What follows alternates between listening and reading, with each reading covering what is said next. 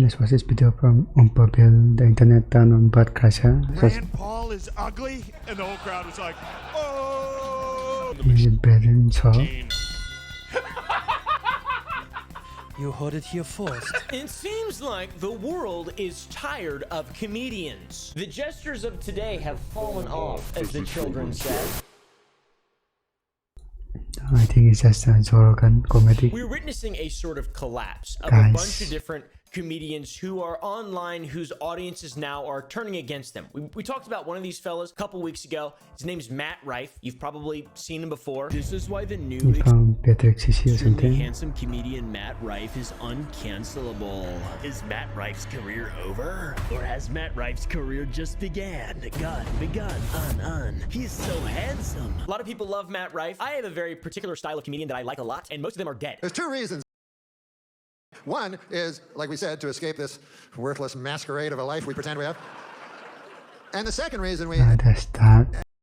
is to whack off. These guys, I don't understand. And some of y'all wasn't too keen on me talking a bit of shit. So today I'm gonna be talking a bit more shit. But I need you to know that I don't dislike anyone that's in this video. Not that it f***ing matters, not that you should care, but I just figured I'd tell you. It's a collapse. Yeah, I All right? don't think no one cares. It's like that ocean thing, that little ship. Remember that little ship that went down the ocean and it collapsed? It's like that, but with comedians who've made entire careers off a single joke. We should bring the family. I bet she talks about like shopping, and they get here, and I'm like, my pussy. Or take their shirts off, or just shouldn't be comedians at all. Well, we'll see. Well, you guys know who I'm talking about, I'm sure. What's up, first? Can I say that? Welcome to a video that is sponsored by Sour.gg, my candy company. Today, I'm proposing a watermelon. It's not. Then top of that, we'll be delving into some of these epic comedians who can dish it out but cannot take it. So when they make a joke at someone's expense, it's funny, and then when it comes back tenfold, it's not funny. It's an adage as old as time itself. It's a certain je ne sais quoi. It's Kafka-esque. Anyways, let's see why the internet has turned on some of these folks and see whether or not it's deserved. Bert Kreischer. Bert Kreischer is a comedian that has a terrible relationship with clothes. He takes his shirt off all the time, and he's never wearing a shirt, and he loves telling the same story. It's called That's his sticks. machine story, and I don't know if it's true or not. It's entertaining. It's gotten less entertaining over the last decade, I'd say, of just hearing the same thing and seeing the same stuff. All I knew how to say in their language was, "On the machine!" The man is incredibly popular. One of the most popular comedians literally of all time. He sells out f***ing arenas. It is very impressive, and it's impossible not to respect. Like I said, his comedy has gained notoriety for his outrageous stories, his shirtlessness, and his prolific drinking. He loves drinking prolifically. I have been falling off You booze, don't you? You recently. like to drink. I do. You booze till you snooze. Dude, let me tell you something. I will never quit drinking. I will never quit drinking. I will always make sure that I can keep my body healthy enough so that I can always drink. This guy would f alcohol if he I could, want a role model. but it's liquid. I guess you could freeze it. Oh, wait, you can't. And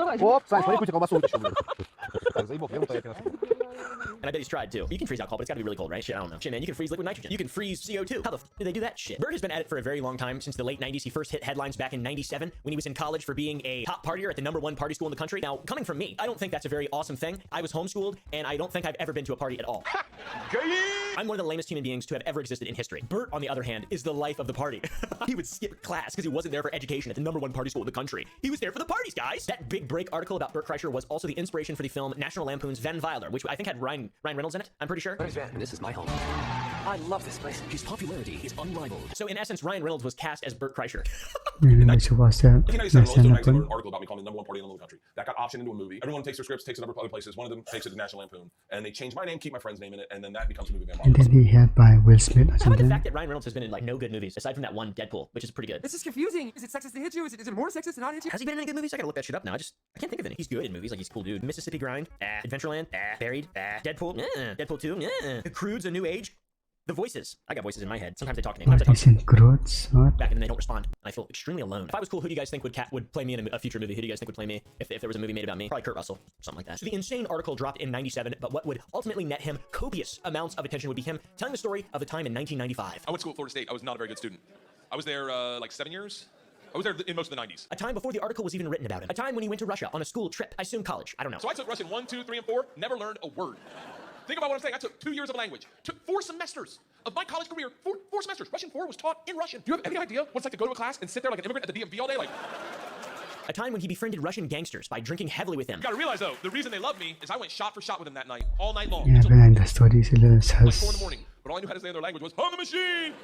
And I cats. And then calling himself the Machine. On the machine! And then saying that over and over and over. I am the machine. On the machine! On the machine! On the machine! On the machine! No one talks to the machine like that. Look at is taking out of context. And then he helped the Russian mafia rob his classmates. What matters to me is I don't cheat on my wife because I've already had that conversation. Here's the problem. I never had that conversation about robbing trains. So when presented the opportunity, I thought I'd be like, not me. I'm gonna go back and work on my verbs. But apparently when presented the opportunity, I'm the guy that's like, let's start with my class. The machine. Bert Kreischer even made a movie about the machine story, and it was fucking terrible, by the way. 7 years ago, one incredible story blew up the internet. When I was 22, I got involved with the Russian mafia. I was a frat boy on a class trip. This is Igor. He's here for your protection. He's very dangerous. You're not to talk to or hang out with him. All I want to do is hang out with him. I did not speak Russian. Yeah, machine. Absolutely horrible. $20 million budget, only made $10 million box office. I assume he'll get his money back, but the movie's fucking ass. Critics loved it. You may wonder if Kreischer is such a popular stand-up comedian, why he hasn't done more television and movie acting. Well, the comic's pre-existing fans should find plenty to love, but anyone who goes in hoping for any kind of literary substance would be better off just reading the nutrition facts on their Junior Mints box. Actually, Ouch. Absolute dog water. Wouldn't trust the high crowd score one bit as someone who's consumed the Jerry clicks content amongst other comedians in and out film for years. Yeah, I think that sounds terrible. That sounds absolutely horrible. Comedians aren't that good at making movies, it seems like, unless they're Jordan Peele. And even then, that one Nope was an ass. I hated that movie so much. Welcome to the Star Lasso Experience, only at Jupiter's Claim. Please remember to avoid using your cell phone or any flash photography during the event. Bear with us now. Trained animals can be unpredictable. But Get Out was solid. How long has this been going on? this is a breast movie. This thing. We hired Georgina. Yeah, Get Out is actually pretty good. To help care for my parents. When they died, I couldn't bear to let them go. And that one where people are standing around looking at each other and like being replaced. That one was alright too. I did like the monkey scene in Nope, by the way.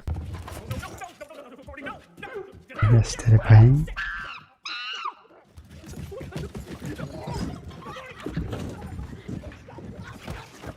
The machine also had some star power as well. Mark Hamill from Star Wars. He was the father in the movie. Give me some life advice, some words of wisdom. Everybody's gotta die sometime. That's your advice? It tried to expand on the mythos of the machine, but it fell flat, and you know, it's the same old shit. And basically, be like if I tried to make a movie, I think it just reiterated the machine story for the 15 millionth time. On the machine! Bert prides himself in his ability to drink and his comedy. He seems to be a bit of a narcissist, which is, you know, common amongst a lot of famous people, and that's just me sort of armchair psychoanalyzing him, like a lot of people do, which means nothing. All this culminates together into a massive $20 million budget. Since then, not specifically since the movie, but of late, the internet seems to be turning on Bert Kreischer a bit. The overall response to his projects has gone from positive to negative. People cannot stand Bert Kreischer, specifically in the podcast Two Bears, One Cave, a project that he shares with Tom Segura, another comedian in the Rogan clique. By the way, I have to make it very clear, I've been watching Joe Rogan since 2011. I've watched basically every single That episode podcast was an all ad. up until the point of him going to Spotify, and then occasional episodes since then. He surrounds himself with a lot of really interesting people. I love the podcasts about hunting and shit like that. Other than that, the comedian podcast, not a huge fan of. I love Mark Norman. Are you married? No, single. Virgin? Of course, yeah. I can't imagine. I bet you'd be great in bed. You're ripped. You have the best hairline in podcasting. Yeah, I don't know. I haven't tried yet, so we'll have to see. All right, well, let me know. Pretty big hog on you? Yeah, I could see you packing a crazy tool downtown. I love Theo Vaughn. He had this pedophile dude in our town, right? Big Richard. You don't say. He used to bait us all with autographed Shaquille O'Neal stuff. I'm a fan of Bert Kreischer. I'm also a fan of Thomas Segura. Every hotel check-in begins usually the same. It's standard. Hotels, they, the people at the desk, they go, last name? And this just happened to me. Last name? And I go, Segura. And the guy goes, oh, are you Japanese? And his wife, Christina Pazitsky. I don't know why people marry people they hate. You can choose who you marry. This isn't India. Just... I love my husband. I laugh at his jokes. I think he's fantastic. And then all day, every day, I want to punch him in his dumb face. But overall, I've kind of lost my original flame that cast out towards these people because of the stuff that's been going on with them and their like responses to. I don't know. It's such a strange thing. I'm sure they're all great people in real life. I have no fucking idea. Oh yeah, and Shane Gillis, by the way. I like Shane. Shane Gillis is really awesome. We might add up straight as hell, dude. We fucking hate the environment. That's how straight we are. If you go to the comment section on the newest episodes of Two Bears, One Cave, for one, a lot of the newer episodes don't even have them both together in them. It's most of the time just one guy interviewing some other random guy. Great news. Bert is getting a transplant and a transfusion. Both. Really? Yeah, blood and bone marrow. As they said, it helps like with, he's got diabetes, he had renal failure. Yes. You know, he's got some fluid in the brain, but all that stuff is going to be taken care of, hopefully. Shout out to the Mayo Clinic in Rochester. They flew him out Sitting, there. Yeah, so they have the best. He's like, I want the best. Yeah, He's like, I tour on a high level, I want the best. I love that. Sitting in for him across the great Stavros, everybody. Sexy Stavros is here. And sometimes there's both of them in there, but whenever they're both in there, people are a little bit upset. The comments often commend Tom for not including Bert at all. He's quickly becoming known as one of the most overrated comedians of all time, along with being one of the most successful comedians of all time. So it's like, really, is it that big of a fucking deal? I have no idea. Bert not being in 69 minutes was a much needed move. Thank you, Tim. Bert not being in the 69-minute show is probably the best promo possible. Every time Bert isn't on Two Bears, One Cave, the world becomes a little bit better of a place. Yes, love it when Bert's not there. A break from his delusions is welcome. Wow, an actual conversation where Thomas gets to talk and be involved is very refreshing. Bert does love to talk about himself. Like, he really does. In another recent episode of Two Bears, One Cave, where Bert is actually there, he talks about people in recovery calling him an alcoholic, specifically Bobby Lee, another sometimes hated, sometimes loved comedian. It's like, I've had two people, like two guys in recovery, that say to me, you know you're an alcoholic. And then I'm like, I'm not drinking right now. Like, and they're like, you're an alcoholic. You need to be in AA. Recently? Very recently. Like a week ago. Are they comics? One is, two are, yeah, two are. Two are. One is. But these alcoholics, what? What'd you say to him? There's no way to quantify to someone with real alcoholism and drug addiction. Like Bobby's like, I think Bobby would admit this. He's an addict. He's an addict. He's an addict with, like, all of them are sex addicts. A lot of people talk about Bert Kreischer's drinking problem, even his friend Joseph Rogan. Gotta get Bert on the Sober October train this year. We can't miss this one. He needs to get sober. I'm down. Because I want to see. I mean, he's so much more of a drunk than he's ever been before. Right? Wouldn't you agree? He's out of control. He's out of control. He's literally an alcoholic. There's one time where I remember watching him talk about how he drinks a box of wine a day. Bert drinks boxes of wine in an evening. And someone's trying to explain to me how many bottles of wine that is. How many 750 milliliter bottles are there in a 5-liter box of wine? Actually unhealthy. It's 6 2/3. And if it's a 3-liter box of wine, it's 4 bottles. I bet he's drinking the 6 2/3 in a night. And also he has like severe untreated high blood pressure, which is fucking crazy. He also lost weight like 7 or 8 times and then gained it all back. Recently though, he's looked fucking good. He's taken a break from drinking and started posting on Facebook and Instagram about how he'd been off alcohol for 83 days and he's lost 40 pounds. That's great. He looks insane. It's awesome. But he's ending that streak because he's going on his fully loaded tour where he is literally compelled by contractual obligation to be an alcoholic. He even admitted on 2 Bears 1 Cave that he only kept in shape to keep drinking, which is just, I mean, it's just kind of sad to be honest, but it makes sense. I mean, he's doing his thing. Goes back to thinking. It's like a shark attack victim. You know there's sharks out there and you're like, no, I know you're missing your arm. Yeah. But I've been in the ocean. I've been okay a couple times. I'm gonna go back in. I'm gonna keep going back in. Yeah. Like I enjoy the ocean. I'm not gonna stop surfing. Yeah. Like that's the only reason I got in shape is so I keep drinking. Yeah. It's the only reason I got in shape. Seriously? The only reason I got in shape Was to keep drinking? so I could keep drinking. Yeah. Also in the clip, he just cuts off Timothy and the comments, they hate Bert. They really do hate Bert. I might be a delusional narcissist. There you go. I could be.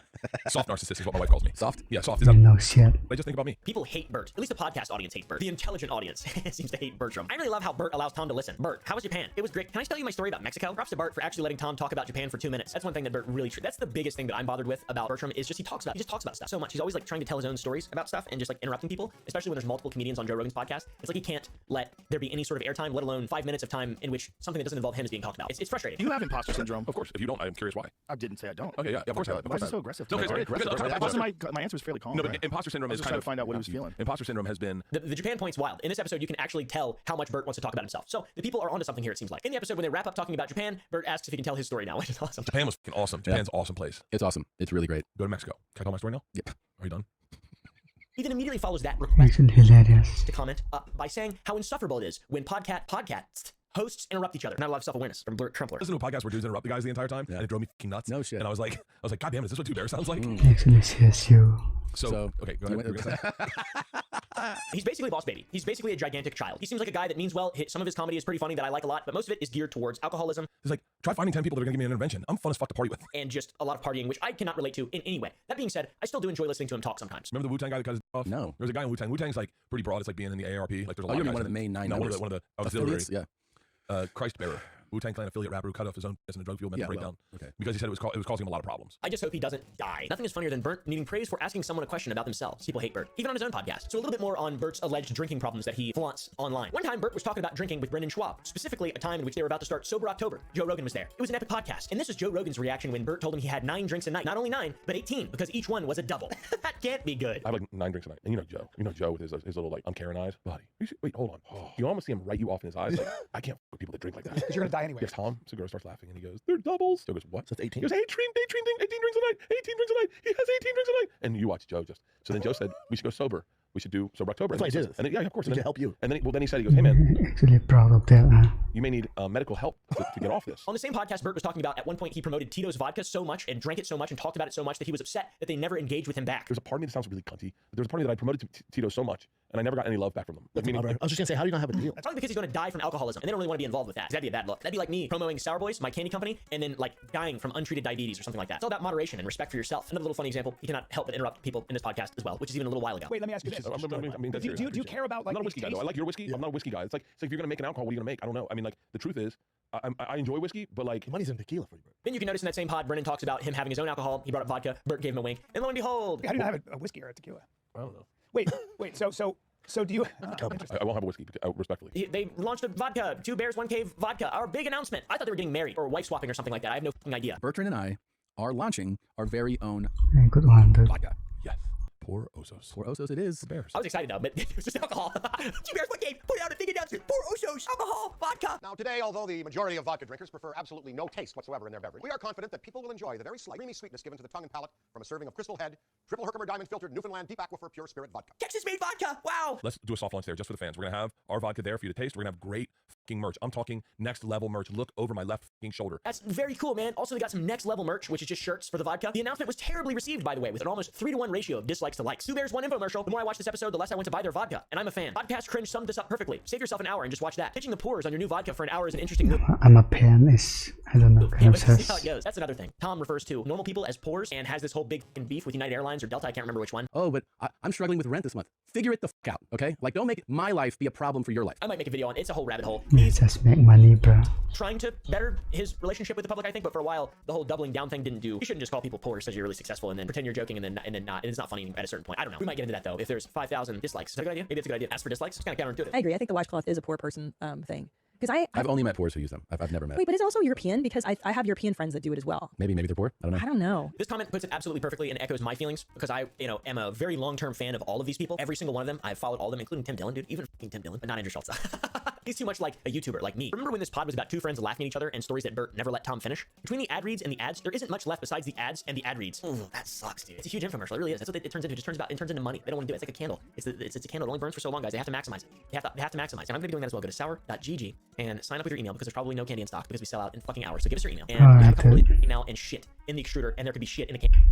That do not have Bert in them are received very, very, very well. For example, an episode with Tom and Stavros Halkias. I don't like saying his name. Do you spray tan? No, brother. This is Mediterranean skin right here. That's yeah. A little bit of teaser comments love that Bert's not there. Only really when there's a guest and no Bert involved. This is the real two bears. They do look like bears. Another example is with Colin Quinn, a fellow comedian and asshole friend of Adam Sandler. He always plays assholes in Adam Sandler movies. Somebody fill up that jug with some boss water for the Hollywood kids. I've got to say, guys, one of my favorite comedians of all time is genuinely Adam Sandler. How many times you wake up like 4:30 in the morning and you're like, God damn it, what am I doing up right now? His comedy from the I 90s. mean, he's Aussie. My dad used to listen to those when I was a child. Last day in New York was kind of weird. I had a cab driver acting peculiar. We were driving along, me and a cab driver, and he killed a dog on the way. He didn't hit the dog with a car, just got out and stabbed the dog. And there's a song about a goat that's 7 minutes and 40 seconds long. I can sing the whole thing. I can recite the whole thing. And I haven't heard it in years. That's the kind of comedy that I like. That and Shane Gillis. The point I'm trying to make is if you want to get rights in America, you just got to put together a good football team. You know what I mean? And Norbert Donald. Imagine if you woke up and you realized you were wrong about everything. You just woke up and you go, God damn, I've been wrong about every single thing I've ever believed. Dave Chappelle. With half of the money from the show, thousands of dollars, I said, I'm going to give this to charity. You know what I did? I bought $25,000 worth of bubble gum and drove around Detroit and handed it out to the homeless so they could chew it and still be hungry. And Damon Wayans. I mean, he's a god. I love Damon Wayans so much, dude. Somebody else got mad at MC Hammer. I think we just been being playful, man. What Hammer getting mad for? Comments are funny too. It's like Tom is going over resumes to hire a new co-host. That's hilarious. So you compare this ratio of likes and dislikes when Tom's not on and it's just Bert with a guest. Sorry. And it's still good, but it's not as good. They had this fella Jake Johnson on, and Jake told Bert that he lied with sincerity, which is a really epic way to say someone's a pathological liar. Pickleball's killed more people than any sport in the world. That's not true, Bert. You're making stuff up. You just lie with sincerity. No, but I know two people that died after pickleball. Matthew Perry and then this guy was snowboarding with. I've been a fan of Jake, but watching him deal with Bert and call out Bert's wild false facts is fantastic. Bert then does in this episode call himself out for interrupting Jake 50 times, which is good. Maybe that's progress. I'm not sure. 7-footer just doesn't have the brain for competition. He's just a weirdo. We auditioned a bunch of people. You know that fucking Bert, stop Interrupt. The majority of 7-footers don't because they've been famous since they were like in 5th grade. They've been famous. They're the tallest guy, and everyone goes up to him. It causes a lot of social anxiety with them. Bert says he's trying hard not to interrupt, but then he just keeps flapping his gums after saying it. Dude can't help but flap. He can't help but fucking flap, bro. He's got flappers, big old flappers. Whether you love him or hate him, or you're somewhere in between like most people should be, it's clear that there's an audience of people that is turning against him slowly and quickly, depending on the episode. For his laugh. Yes, man. I've watched it 10 times. It's never not funny. The just incessant drinking, the embellished stories and lies. I got offered the role of a Jedi, and I turned it down. Oh. That's so fucking bullshit. Wait, is that real story? No, you're lying. Look at that. What are you putting this guy for? Yeah, he was there. What? You were a Jedi? I didn't take it. I didn't take the meeting. I didn't take the audition. I didn't take any of it. Wow. Why would you Yes, your buddy. do that? That's a fucking clear. The constant interruptions that even King Joe has snapped at him for. There's no benefit for Garth to go on the podcast. Incorrect. First of all, they're very nice people. Both Tom and Christina are very nice people, and they'll be very. Shut the fuck up for a second. Or just his general narcissism. There's plenty of reasons, guys. I just want people like when they're having a good time to go, oh man, I wish Bert was here. Just like when, he would have made this so much more fun. Like that's it. I don't need to cure anything or like fix anything. I just want people to be like, God man, I'm right if Bert was here. There's an expiration date on everything, including human life. I wonder if the expiration date on Bert's relationship with his fans draws near. I'm going to pull out my and swing it around. Next, we have Brendan Schwab. Brendan Schwab is a very tough guy. He used to be a UFC fighter for a while. I just go out there and do what I do best, and that's Oh, not this guy again. Doesn't have the best record, to be honest. Now, he's a funny guy. Super funny. He went from fighting in the UFC with moderate success. Cut him off. Shot pushes forward with a big combination. Combination by Shaw. Adrian able to several of those shots. Here's the takedown attempt. He's got his hands clasped together. Boom, he's got him down. Nicely done by Brendan Shaw. To being a comedian. One of the many things I love about the Mexican culture is, and I do love your culture, man. One of the many things I love about it is you guys always have something to celebrate. Every week you have something to celebrate. As a white person, my dad's like, oh, your birthday, motherfucker. Having moderate success hosting podcasts and performing stand-up comedy. It's an interesting story. I used to kind of like Brendan Schwab. When he first started, I was like, oh, this is cool. This dude's, 2014. Fighter in the Kids, him and the smaller Joe Rogan guy. And then they're like talking and stuff like, oh, this guy's a UFC fighter. That's pretty cool. I get to watch him fight. I love the UFC. That's awesome. I'm gonna root for him. And then it's like, oh, he doesn't want to do anymore. He's actually not that good at the UFC, according to Joe Rogan. I worry about your commitment to fighting, and I worry about where you stand. Not your commitment to training. Not your commitment to training, not your commitment to give it your all. I think you have one foot out the door. I think you're looking. You disagree? I think you're looking at where the future is going to take Yeah, you. so take so can advice on not doing comedy. I think that's a very dangerous place to be in fighting. Think about the future. You also think about brain damage. You think about concussions. You think about how many you've already had, how many you got coming up, how much damage you're taking in training. When does damage start to show up in your life? Like when does it show up? And how much can you mitigate? And how far is it when you're too far? There's shit that other people can do that you can't do. I was rooting for him when I saw that he was going to turn to comedy. I was like, man, that's pretty cool. This guy's funny for sure. My demo, 18 to 36 bros. That's what I specialize in. It's a real cock fest usually at these things. I don't mind it though. I'm the bro whisperer. That's what they call me. He's a funny guy. He can talk and he's interesting and he's handsome. He's got like little guy haircut, little guy energy, but he's really big and like just exaggerated. He looks like a caricature. It's weird. That needle's not touching this temple, daddy. He went to comedy after a failed MMA career or a moderately successful MMA career. Successful enough to get him to be friends with Joe Rogan and eventually get into comedy. So way more successful than me. He no longer faced cock strangulation nor armbar, but instead he faced the judging eye of comedy enjoyers. Oh, the other thing you should know about dating Mexican, nobody told me this. There's me flaming hot Cheetos all over your house. They love them. They love them. It's like catnip for Mexicans. They love them. And if you suck in comedy, you are f***ed, and you're going to get roasted until the end of time. And specifically, if you suck, but you have friends that are really powerful that can get you stuff and exposure, and you don't deserve it, and people deem you not worthy, then you get really bad. You get really, people hate this guy. Hey, but at least he doesn't have one of the worst received comedy specials of all time, right? This whole vaccination stuff, I'm not anti-vax, man. Oh boy, here It's comes. all in their marketing. They f***ed this whole thing up in their marketing. With that Operation Warp Speed, when they launched that, remember they're trying to get everybody to get vaccinated? And they're like, yeah, go to Krispy Kreme, buy a dozen donuts, get vaccinated. Like, that makes sense. Fat people are like, hell yeah, f*** this. Oh, maybe he does. That's embarrassing, dude. They're just homeless cats, dude. Don't worry about them, B. I can't go through another lockdown. Straight up, the shop household barely made it through the last one. We eked our way out of that last one. We did not do well with it. Also, Dallas, my lockdown's different. I got a 5-year-old and 2-year-old. Here's what I'm talking about. I would rather do anything else than be locked down with those fucking demons 24/7. Here's some comments from the Gringo Poppy, one of the greatest stand-up specials of all time, with a 268,000 dislike to 42,000 like ratio.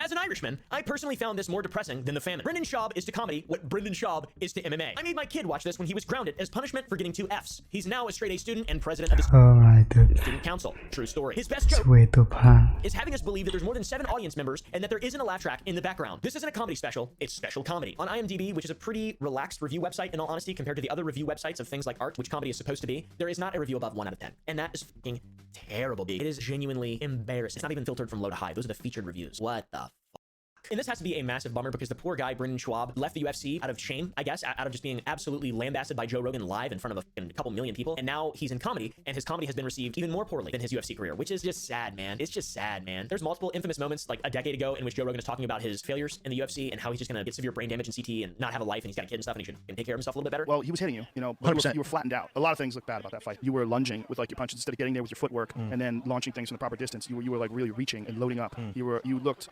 very stiff. You looked very stiff. You didn't look fluid. You know, you just didn't look good. It didn't look like you were well prepared. And then there's the legendary one where he just talks about him being able to compete with top level fighters. Oh, you know, if I'm a guy who's a talent scout and I'm looking at potential world beaters, I'm looking at guys who can fight at the elite level or guys who can fight for a world title. Based on those performances, I would not say that you're there. Then he retired from the UFC, and the reason that he gave was he doesn't want to be in a Reebok kit. That was during the massive Reebok kit deal. I don't know if you guys like UFC. I fucking love the UFC. Reebok kit shit, nonsensical, dumb as hell. Didn't make any sense. The early days of MMA apparel was a wild west. Rules were not enforced regarding what a fighter could wear in the cage, with most choosing to don traditional attire associated with their main discipline. In December 2014, the UFC announced a deal with sportswear firm Reebok to become the exclusive supplier of UFC merchandise, with the company introducing their new fight kits the following year. As part of the deal, UFC bosses terminated all fighter-arranged sponsorships, instead imposing a new funding model based on merch sales and a stipend based on their number of UFC fights. But let's be real, Brendan Schaub didn't step away because of that. It's been a while since he retired from the UFC, and now Brandon is a big-time comic, and even 4 years ago, him and his best friend Joseph were laughing it up about the old memories of them having an extremely awkward intervention with one another. You'd be surprised in a moment. Joe Rogan called him hilarious on podcasts, which I just don't. Schaub, I'm a great fighter. Joe, you're a terrible fighter. Schaub, one of the worst for sure. He didn't lose his cool though, which, you know, I probably would have cried, to be honest. I would have cried if I just got fucking shit on by Joe Rogan like that live for all those people. I'm so happy you're not fighting. Brendan, I wish you'd have done that off air. Joe, I felt like there was no other way. Brendan, 100%. Schwab, I hope I never catch AIDS. Joe, I think it'd be cool to have AIDS. Schwab, definitely, I can't wait to catch it. Brendan, I'll keep fighting because I love the sport. Joe, I don't think you should fight anymore. Brendan, oh, you're so right, Joe. I'll stop now. I hate MMA. He's not really like a yes man, as these comments would lead you to believe, but he absolutely listens to everything that Joe Rogan says and just does whatever Joe Rogan says, and that's like that's the meme. It's been a meme for a very long time. He just will say something, and then Joe Rogan will immediately contradict him because he's a profound thinker, and then Brendan will Really? Did he do that? then adopt that as his worldview. Joe and Brandon are obviously very close, and who am I to talk shit about two friends doing what's right for one another? Joe obviously felt the need to call him out and cared enough to step in with arms wide open, was open and honest and mean, literally just being cruel to him about his fighting ability, and it led him down a healthier path, I guess. Maybe not though, because all the incessant bullying. Being said, with Joe encouraging Brandon to do comedy, how come he has never been invited to the Comedy Megaship, the best comedy venue of all time, with the who's who cast of comedians on a consistent and regular basis? That green room's great at the mothership, Joe. The whole club is gorgeous. There's nothing. It's so You just took everything that was great at the comedy store and you're like, I'm gonna move here. Yeah, make it a little better. Why then, oh why, has Joe not invited him? Brendan has reportedly never performed there. I've never seen him talk about performing there. I've literally heard him talking about not being able to perform there because he's not good enough. And here's the clip for that. You'll see in my comments, Oh, they're just depressing. maybe in your words I read like, oh, why aren't you playing the mothership, Brendan? I don't deserve to be there. And me and Rogan had this conversation. His special was insane. So I see that stuff. I see Tim Dillon. I see Mark Norman. Those are Louis J. Gomez, Dave Smith, all these guys. 100%. And that's the reason, because he's not Who's the reactor? good enough to perform there. So he has some level of self-awareness, which is good. And I don't know how good you have to be. I don't really understand people who want to do stand-up comedy. I don't like standing up or just like people and stuff. I really don't like any of that stuff. I'd rather just stay inside, lay down in a small ball over there. You're my Mark 13. It's strange, but not that strange, because Joe did say he was hilarious on podcasts. He didn't really say anything about his comedy. Man, the Gringo Poppy is just absolutely legendary. Pacing and giggling at himself. What the f? So weird. Again, I got my UGG boots on. I got my Air 15. I got my Zero Dark 30 night vision on, right? Still got the big dick. Sorry. I'm fucking here. I gotta stick with it, right? So I'm here. That's really good. That's so good, dude. Why exactly is he even doing comedy if it sucks and nobody loves it? The support must be there. Maybe his podcasts are doing extremely well. No, they're not. They're actually not. Fighter and the Kid's on nearly episode 1000. This is really the Fighter and the Kid. It's kind of fallen off. Brendan Schwab, not that good. Him and Brian Callen both been mega canceled before. There's not that healthy a community. It really makes no sense. And the Fighter and the Kid subreddit genuinely is dedicated and has been dedicated from the very inception of it to just making fun, specifically of Brian and Brendan. Really, Brendan Schwab. Genuinely, they make fun of the way he speaks. When are they going to remake Fear Factor? They did with Ludacris, and he beat me out to be the host. You know, I was second in the line for it, and they hired Ludacris. You're kidding me? Yeah. They make fun of the fact that he's never played the Comedy Megaship or whatever the fuck it's called. Of theaters and comedy clubs. Thank God for curtains. Yeah, that's what I should have invested in. The Richfield Playhouse, Richfield Just go to tour that. The Newton Theater, you got the Newton Theater, Newton, New Jersey, Mystic Theater. You doing theaters? Yes, Real well. theater. Golden State Theater. The smart petting. Comedy Mothership. I love it. Yeah. Bunch of stuff out here. I got Austin, Houston, Dallas. It's objectively funny knowing that this guy thinks Brandon is so bad he can never ever play at his club. What's this supposed to mean? Joe Rogan's comedian. I was 19 years old. I was driving this car. It was snowy as fuck. And this dude lost control of his car and he's sliding through an intersection. And in the middle of the slide, he took a sip of coffee. Straightened the ass end of his car out and got up on his merry way. And he owns the Comedy Mothership. It's so fucking bad in here, and it's such a dog-eat-dog world in the Brendan Schwab community that a former disgruntled employee that looks like this, by the way, dude looks majestic as this fella hosted an AMA just lambasting Brendan and made all sorts of hilarious accusations and epic stuff. Here's a few highlights of the AMA. Would Brandon, head of his own media company, ever assist with production? Well, Mark Harley, this guy said, Brendan contributes exactly zero to production. He can't edit, can't film, can't direct, can't light, can't do sound, can't coordinate talent. What would he do? He would spend 8 to 12 hours a week in studio each week and constantly silence anyone complaining about feeling exhausted by being on call for him 24/7 with some version of, oh, you want to compare schedules with me? This fella Mark even alleges that Brendan bought views for his Gringo Poppy special. You can't do that, Brandon. Come on, man. There's a lot of dislikes though, so it makes sense. Brendan bought views for Gringo Poppy to make it hit 1 million by a certain deadline. The only thing he cared about. A few 100,000 apparently. Rogan knows Brandon's a pathological liar. He wants to help Brandon see the truth and make the right moves, but he knows it's an uphill battle against Brandon's stubbornness and lack of reflection. As a fan of Brandon and the whole Joe Rogan comedy group and a frequent viewer for an extended period of time, there are quite a few of them that just like to lie a lot. It's weird. Specifically Brandon. I go, oh, you know those are worse for you than cigarettes. He goes, what the fuck you just say? I go, you know the vapes are actually worse for you than cigarettes. He goes, who told you that? I'm like, oh, it's just what they say. He's like, who says that? I'm like, dude. Wow. He's like, my doctor says better. This is why he told me to start vaping. Like, but I don't think it is. And he's like, all right, man. And just walked off. Never talked to him again. I ruined my relationship with Dave Chappelle. It was comedy. He wants to talk about fighting. So we have this back and forth. And he was vaping. He goes, my doctor said these, he smoked cigarettes. He goes, my doctor said these are actually better for you. I go, they're not. He goes, how do you know? Just fucking Google it, dude. They're not. He goes, really? No, you fucking threw in the trash. Yeah. Really? Yeah.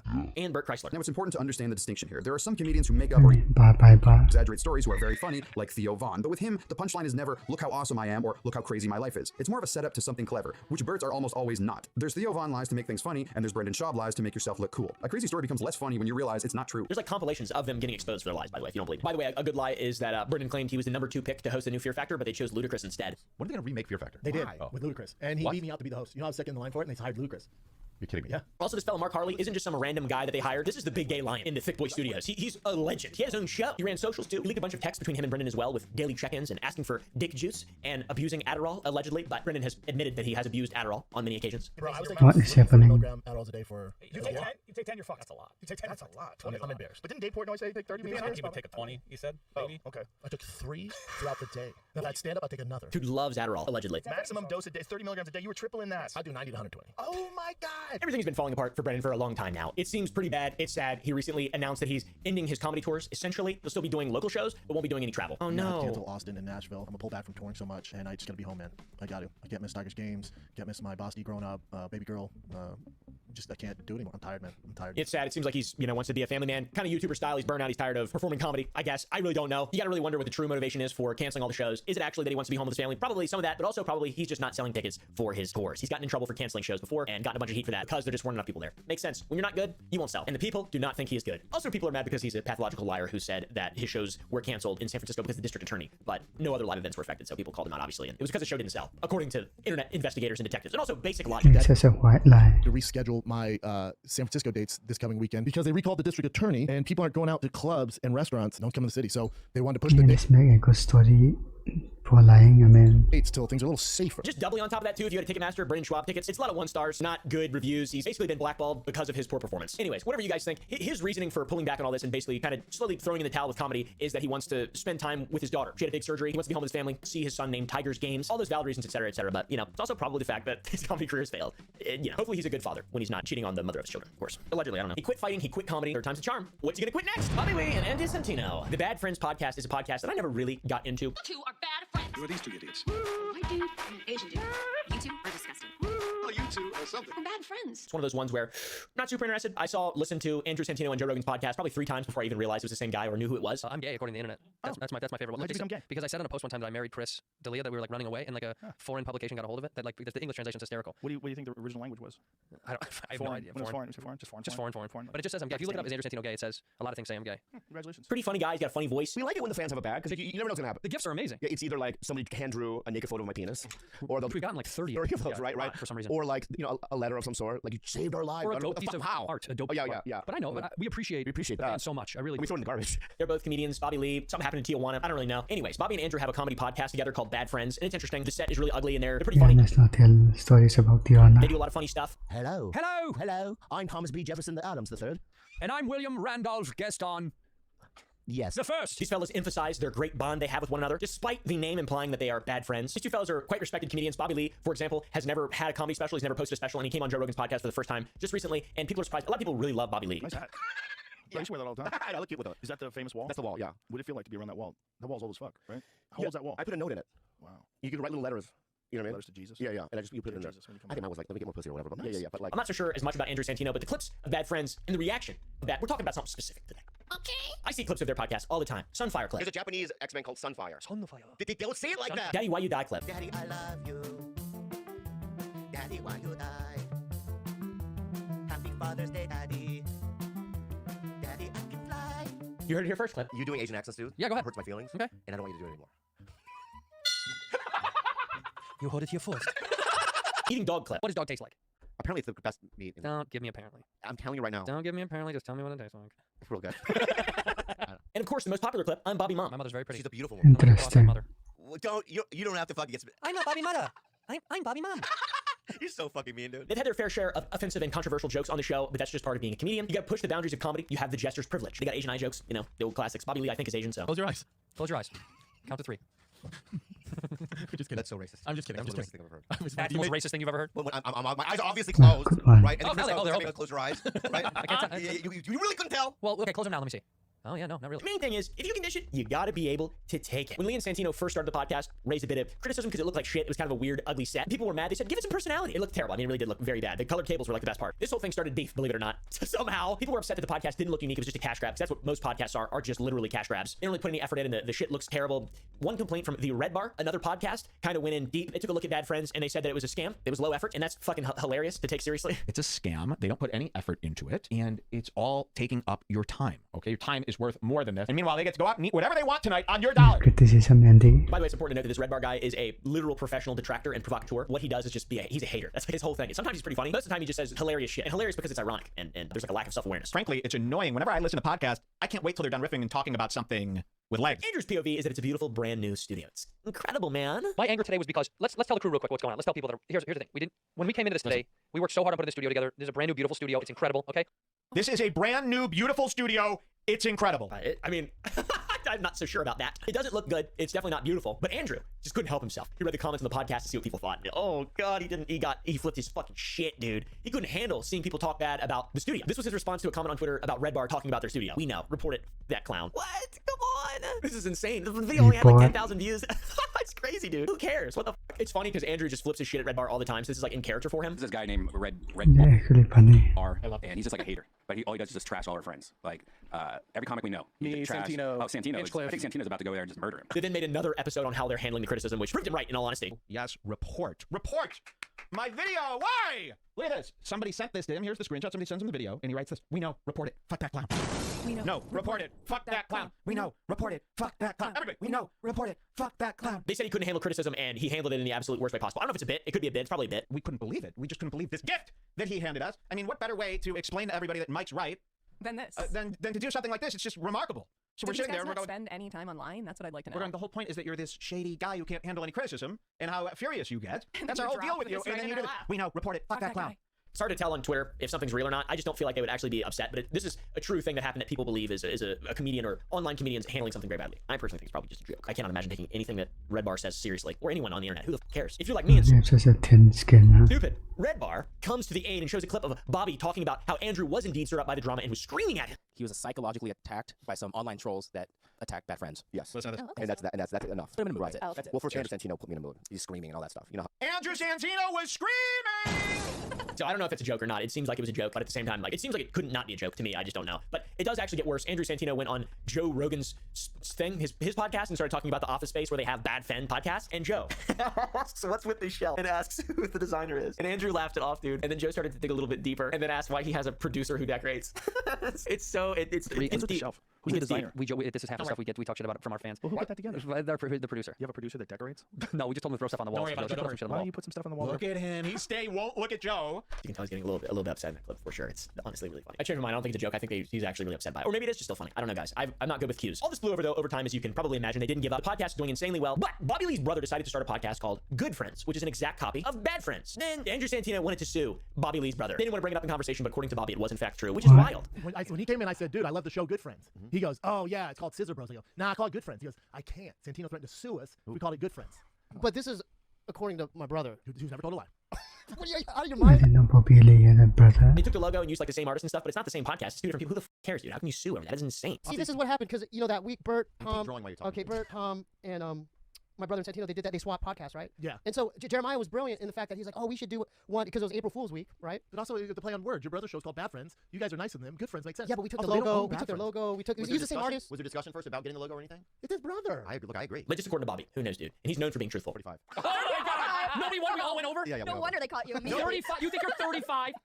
That's so rude the way you even said that. Bobby, you're nowhere near. Google 35-year-old Korean guy. Well, it's because that makes you younger than Andrew, which is Dude, you are a young. cute little panda boy, but you are not 30. Look at how fucking hot 35-year-old Koreans are. I never looked like that when I was 35. Anyways, time goes by. They learn from their obvious mistakes and add a bunch of random, obnoxious shit to their walls, and it just gets crazy. And now people don't like that. You can't. It's a joke. It's funny. The internet's hilarious. The decor somehow gets worse every week. Impressive. Also, though, that does look like shit. I'm gonna be honest. The new desk soap's fucked. I like it. So moving past the tensions of the first couple episodes, Bad Friends seems to be doing really well. Aside from the old Bobby Lee scared girl Tijuana story, which we don't.